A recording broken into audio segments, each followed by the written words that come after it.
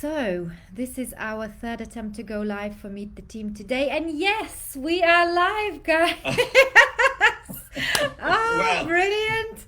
Apologies to everyone. I scheduled this video this morning and it was supposed to have gone live at 1:30, but for some very strange reason, Facebook is not playing nice with us today. So this is our third attempt to go live and we are now live, which is brilliant. And as always, every other week on a Sunday, normally at 1 p.m., today at 1:30, slight change of time. We go live for our Meet the Team chat. And today I have got Alejandro and Omu with me today. Say hello, guys. hello, Anna. How are you? Having a good Sunday, huh? Yes, fabulous Sunday. Apart from Facebook, like I said earlier, not playing nice. But other than that, it only caused us a little bit of delay. But we are live now, which is brilliant. So I'll jump in straight in it. We have got quite a new member with us, Omu, today. And I would like to give a chance to Omu to have a little talk about herself and things that she excels at, her background, and how exactly does she help businesses to become even better and more efficient. So over to you, Omu. Hi everyone, my name is Omu, like she says, Omu Obilo. I'm a certified John Maxwell coach, speaker, and trainer. I also am a health and a lifestyle coach. I have an engineering background. Um, I love to coach, mentor, monitor, and motivate people.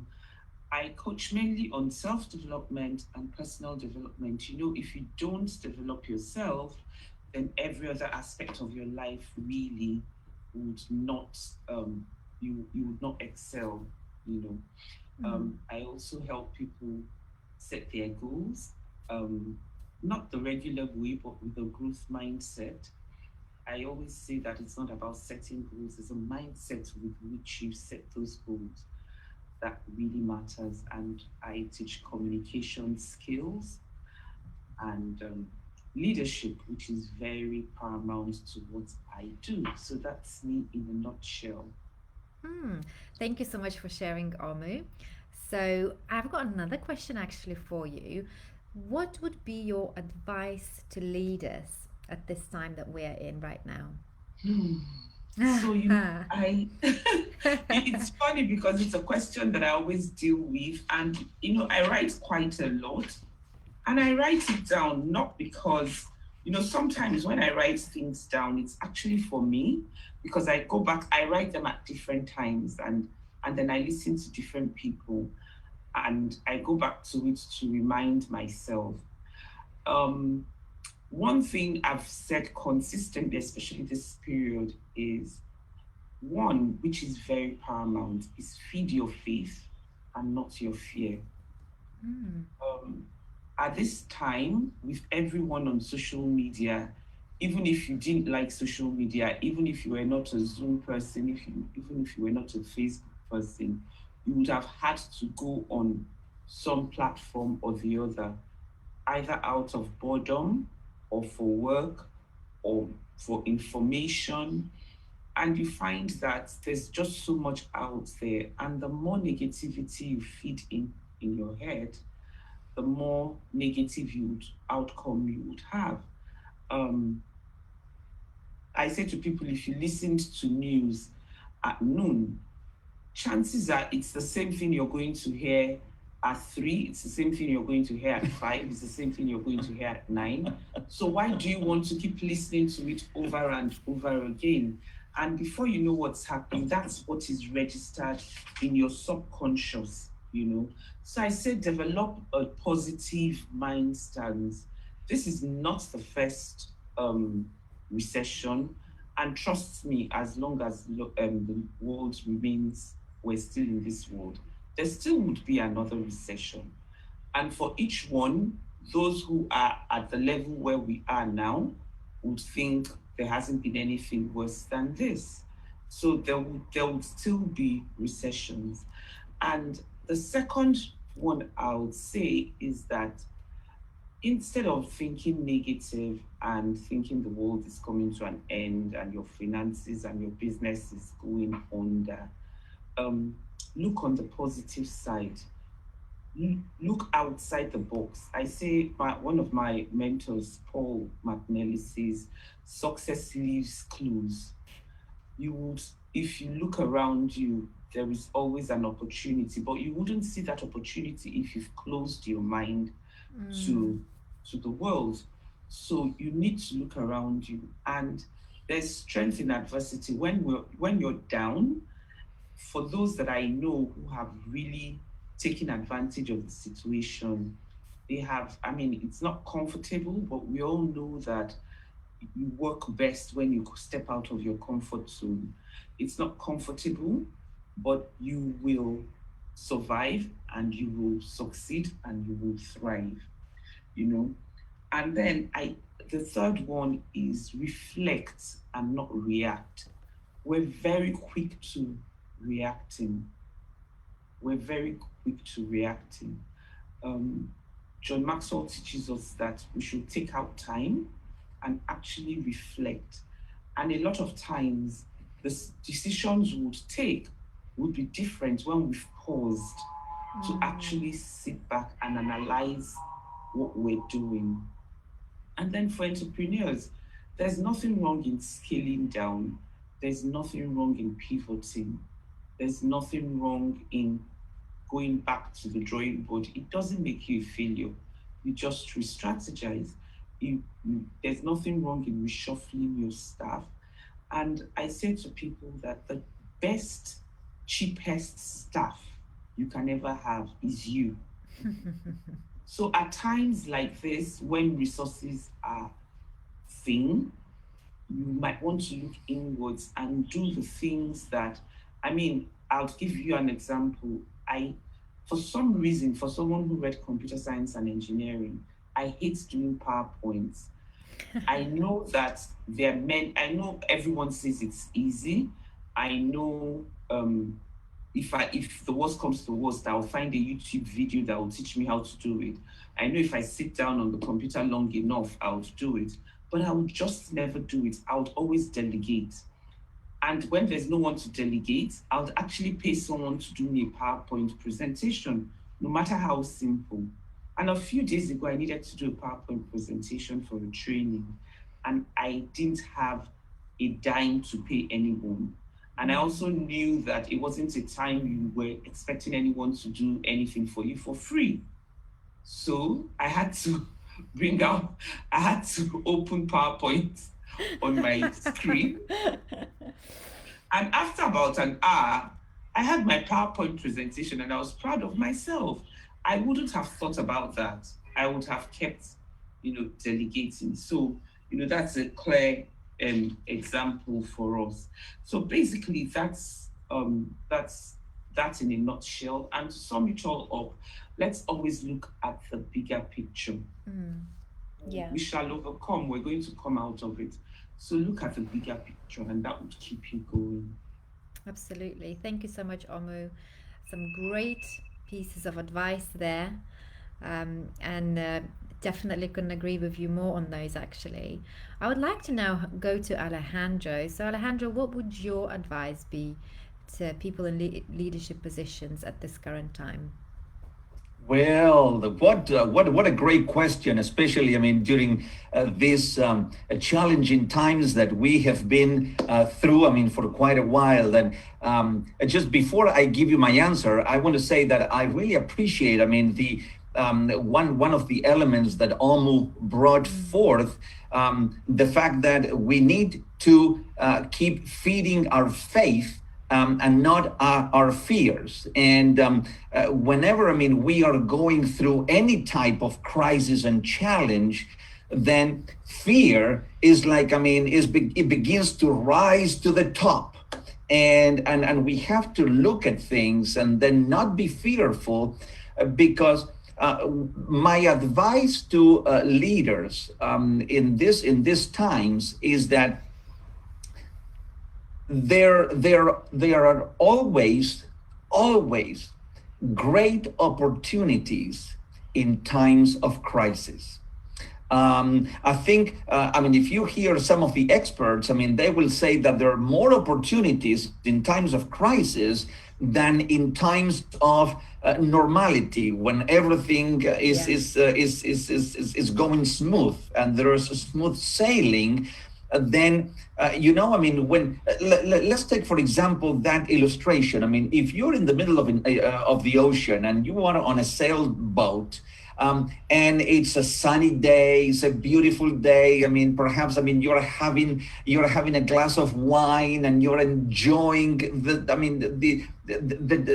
journey, the trip, and nothing happens.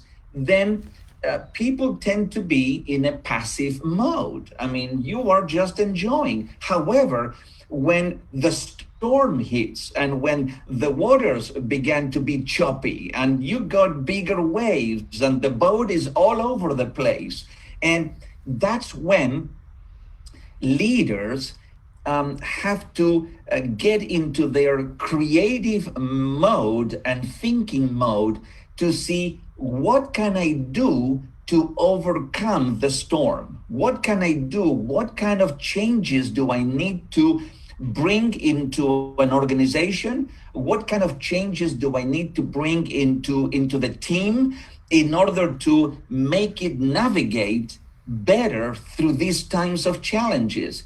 And one thing that, in my opinion, is crucial is when we hit times of crisis, leaders, true leaders, we need to keep leading, because the thinking is, oh my goodness, this is not good. I mean, we are not going anywhere, so I'm just going to quit.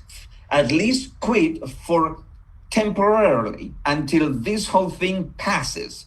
And then when the storm passes, then I'll put on my leadership cap again, and then I keep leading. And that is a tremendous mistake.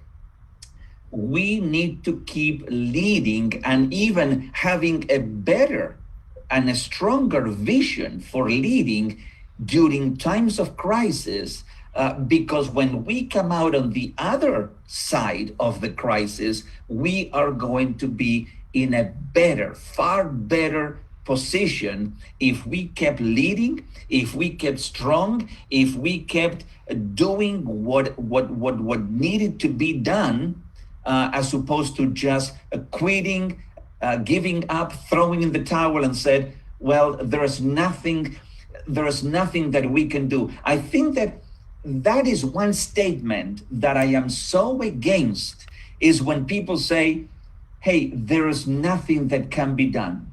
Absolutely rubbish. There is always something that can be done. It's just being creative to find a different and a better way to do it.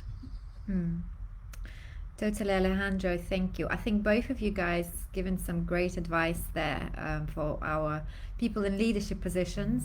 The one thing I would like to add in addition, in order to complement what you've already said, I would say that when we have something super quick happening, leaders have to be able to make very, very quick decisions or make choices. Yeah. But right now we're slowly transitioning back to the new normal, something that everyone calls the new normalities. The new normal is not the same as the old. And it's a slower process. We have more time to think. And I think while thinking is great and decision making is great and strategizing is great, I would also say that please listen to your customer. What do they want? And please listen to your staff, because a lot of people are a lot of businesses currently are restructuring. Yes. And a lot of businesses that I looked into actually missed the key point. They haven't actually asked their staff, how do they want to go about going back to work? How do they look at the possibility of working from home, etc. And in addition to that as well, I would say if you haven't profiled your staff before, when it comes to their personality style, when it comes to their behavioral preferences, this time right now is an amazing time to do this, because that will give you great insight into how your people prefer to function, how they work best, what motivates them. so that your restructuring is going to be so much more effective, in addition to, of course, asking questions. You know, those two things, if you just do that, you'll be so much better at adapting to the new normality that we're currently facing. So that's just something that I wanted to add to the advice that you've already given. Yeah. And next topic, I would like to ask you a question on, actually, how do you manage multiple challenges in teams, in your teams? And perhaps you've got an advice for leaders who are leading from remotely currently. How do they manage the challenges? Because they are, remote. They can't face challenges head on. It's a slightly different working environment, isn't it? So, what would you say about that, Omu? What would your advice be? In times of adversity, the gap between the leaders and his people actually close. The gap closes because everyone basically is going through those challenges. But like Alejandro said, as a leader, you have to take charge. As a leader, you have to bite the bullets. That's what comes with leadership. I mean, there's that saying that says, "On easy lies the head that wears the crown." So those are certain sacrifices you're going to have to make, and that's something else that times like this happens. It does to us during times of adversity. It makes you relatable to the common man. So, I mean, let's take for instance the corona. There's a joke in Nigeria that, for the first time, the rich seems to be dying more than the poor. So that it's a rich man's ailment.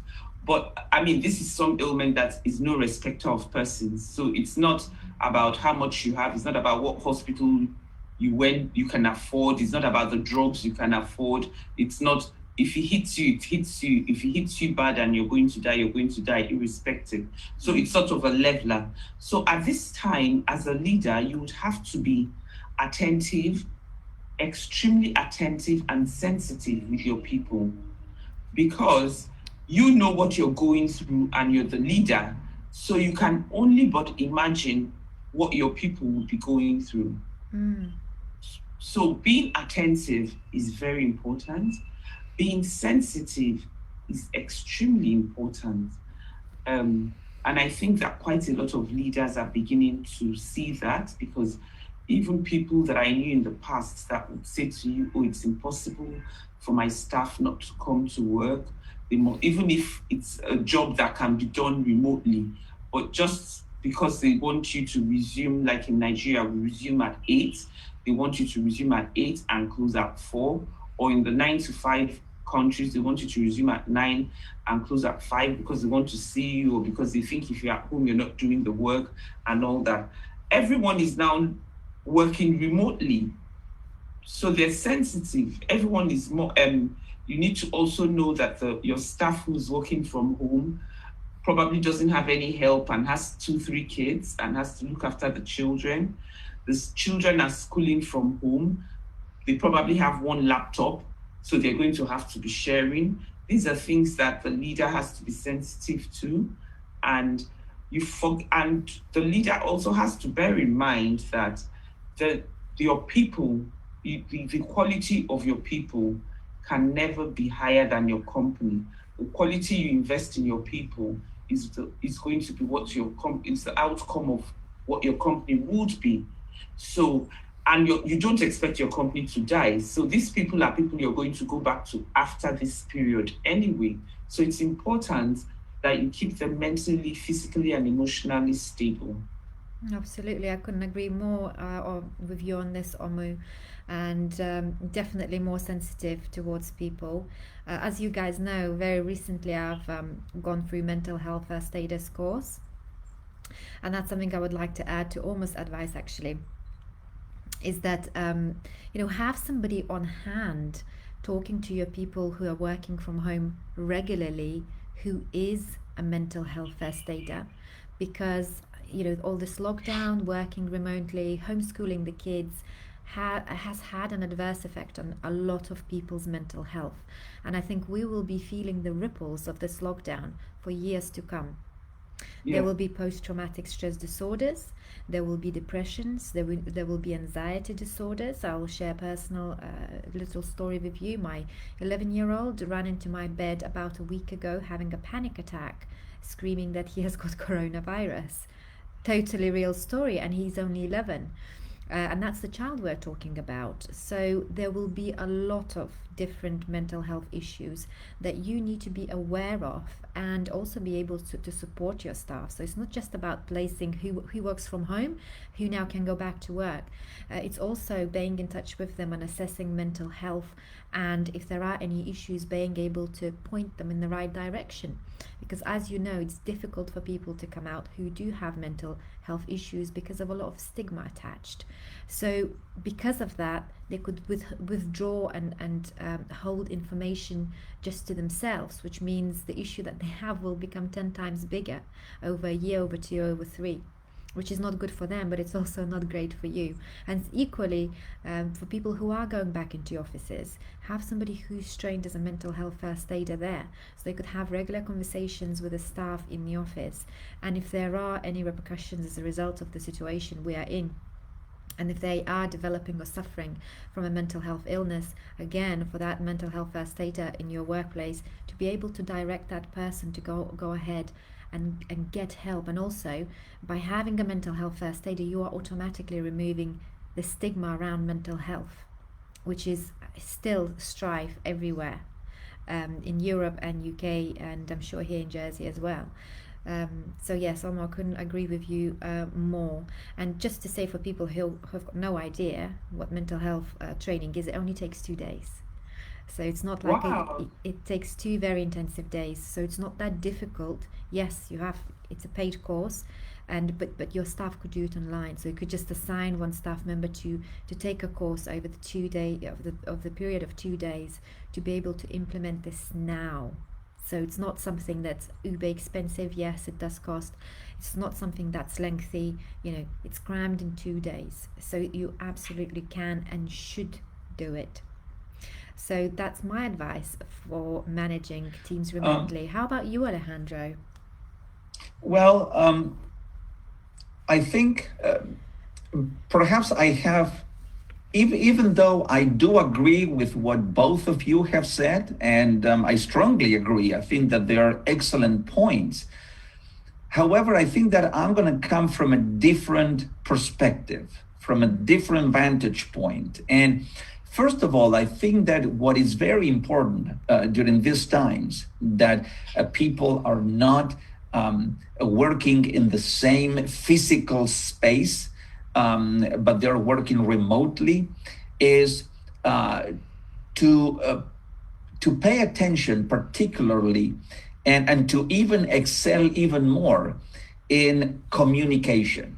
I think that communicating with your team members, communicating with other people in the group, in those working teams, remotely teams, is extremely important, because it keeps everybody in the same page as to what is happening within the team. I think that even leaders or team captains or team leaders, they have to be much more aware of being great listeners of the people in their groups, and they have to allow open and even vulnerable communications and connections with team members, because you really don't know what is going on. I mean, people, as Omu said, people who work from home,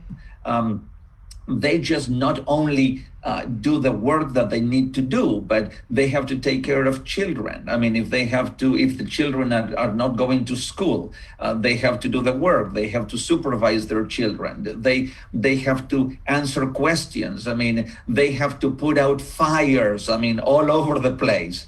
They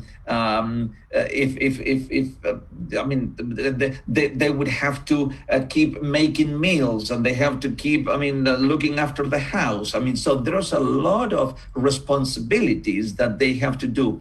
And that's from one end of the spectrum. And then from the other end of the spectrum, I think, and this is something that I personally feel very strongly about, is the fact that the things that we concentrate and the things that we put all our attention in are the things that are going to keep showing up in our lives. What do I mean by this? If you keep putting a lot of attention to negative things, then guess what happens? Negative things are going to keep creeping up in your life, in your journey. So I would strongly encourage people not to ignore, and I want everybody to listen to me very, very carefully. I'm not a proponent or an advocate of ignoring the situation, ignoring COVID-19, ignoring coronavirus, ignoring what we've been going through. But, and this is a big but, let's not keep putting that in the forefront of everything that we do. Because if we keep putting that in the forefront, then guess what? You're going to still be fearful. You're still going to be doubtful. When is this going to end? When I cannot go out. I cannot go to the store because I may get the disease. I may not. No. Don't ignore the situation, but don't keep living in an environment of fear. Let's begin conquering the fear that we have and keep moving forward, because I don't want to keep going to Walmart, okay, or to the store and have to wear a mask. I don't wear a mask at all during my days, but when I have to go to the store, I have to wear because I am forced to wear, because otherwise I cannot go and get groceries. So I have to wear a mask. Now the question is this: I am not moaning about wearing a mask right now, but the question is this: how long would I have to wear a mask? Because I don't want to wear a mask and keep wearing a mask until the day that I die. I don't want to do that. And I hope that everybody else, they don't want to do that. We cannot be complacent to say, well, this is what it is, and then we are going to keep living in this new way. No. We have to slowly eradicate the fear that people have toward the situation that we are living. That is my take. Some people may agree with me. Perhaps most will disagree with me, but that is the way that I'm thinking right now. Right. So basically, let's focus on the positive. Let's not focus on the negative. That's right. The saying is true. What you focus on, you find. I would certainly agree with that. When it comes to the debate about the masks and that being kind of like a negative future that you've described, I think, me personally, I leave it to professionals. I leave it to the scientists, I leave it to the professionals, I leave it to the health advice, because whilst we live in times that we're so lucky to kind of claim our freedoms, I think a lot of that claiming actually causes more trouble and more deaths. When people come out and start claiming their rights and all of that, I think this is an emergency. So for once, we just need to stop and just listen to what we're told by scientists and just take it for what it is. But never mind the mask debate. Where's my mask? No. But I know where you're coming from, Anna, and I respect everybody's opinion. But let's think a little bit about this. now they're saying, okay, well, wait, because we don't know what's going to happen in the fall. Okay, so now people are getting into the fall with that mentality that something terrible is going to happen in the fall. Now, once we go through the fall and then we get into next spring, then someone is going to come and says, well, hold on 1 second, because spring, I mean, and so, and when you keep that cycle, then the question is this: when is the cycle going to be broken? Because if you just keep with a cycle, then 20 years in the future, we are going to still going through the same freaking cycle. Well, do you know what, Alejandro? I teach people that the most important thing is stay positive and stay on course. So if I set out to come to America, I can't see America. I can only see maximum 1 kilometer. I don't care what is happening 1,000 kilometers away. So I'm not going to worry myself about what's going to happen in fall and spring and all that. I'll start my journey and remain positive.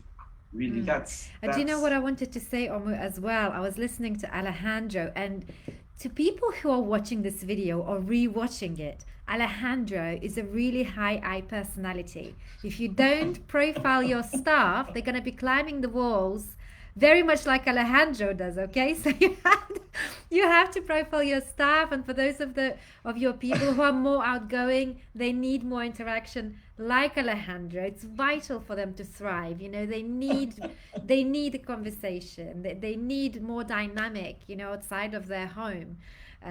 They thrive working with others, you know, and that was really interesting to observe. That was a fantastic example. And just to close this off, because I know we've just gone over half an hour, I wanted to add something as well when it comes to managing your teams remotely.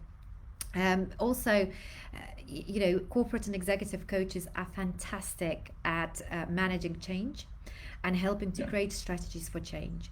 So if you are going through change without the strategy, you know, if you fail to plan, you plan to fail. The same true is here. Please get corporate and executive coach, profile your staff. And another very important point that Alejandro touched on was communication, and I couldn't agree more. And if you're only focusing on the strategy for change within your business, you also have to think about the strategy for communication. And if you haven't got one, I really highly recommend you start thinking on it now, because a lot of staff were confused during the lockdown because communication strategy was not in place. They didn't know when they're going to be communicated to, who by, you know, in what way. Is it going to be by email? Is it going to be by phone? And how? So they didn't know what to expect, and a lot of people heard whispers and rumors of who's going to be furloughed, of who's going to get what, who is going to work from home, who's going to work from the office. And that created a lot of stress and a lot of resentment.